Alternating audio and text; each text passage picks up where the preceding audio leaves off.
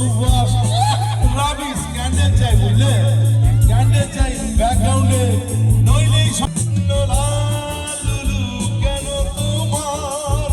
বয়স হয় না 16 আমার 19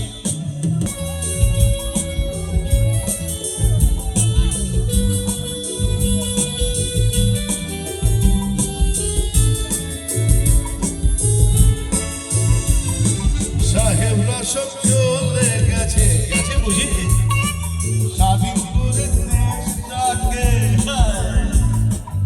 আমরা ওদের ছাড়ি উল্লাস থাকে নোয়াখাছি